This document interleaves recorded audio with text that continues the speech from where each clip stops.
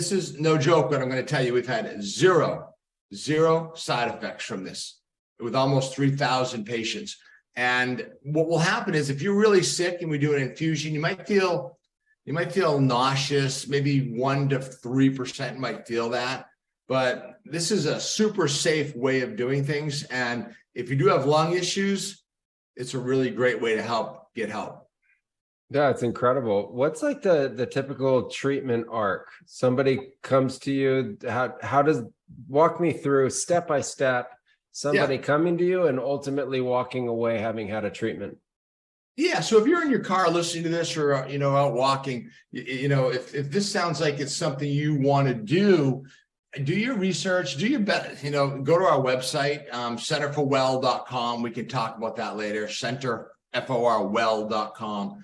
And I can be there as a guide for you, but the average person, if you find out this is something you want to do, at least in our office, I think you said our protocol is basically to talk with our nurse practitioner. And we usually do it via Zoom. And she'll have, at that point, her assistant will have all your records set up and she'll get a good idea if she feels she can help you. We'll actually then have people fly in or drive in. If you're closer to somebody else, we'll send you to those people too around the country. But we want to get a good idea if you're a candidate. And at that point, she'll give you a yes or no. And then you'll come in. You'll go through the ultrasound guidance day of, and she'll inject. And it's usually one and done. And then you're off back home. We usually have you stay for a day just to watch you, but it's an in-office procedure. You're injecting the joint, and a lot of people do multiple injections. They'll do, very rarely do we have somebody that just has one joint. Usually it's both knees, shoulder, hip.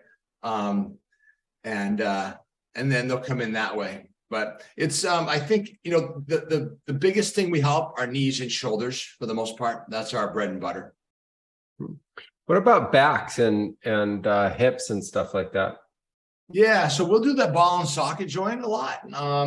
That's an easier one to work with. We can get it right into that ball and socket. A back, my background in chiropractic, all back pain is not the same. If you have discogenic pain, people should know this. If you have disc-derived pain, we're not going to work on that. All right. So a hot disc, no.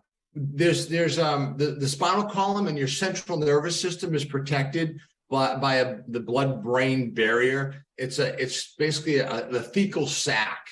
And if you inject into the fecal sac, you are opening the body up. It's real dangerous if you don't do it under scrubbed in with an anesthesiologist with maybe a C-arm guidance. That's a hospital technique. You're not going to get much of that in the US. In short, if you have a low back that is not disc pain and there's other things going on, we work with a lot of low backs.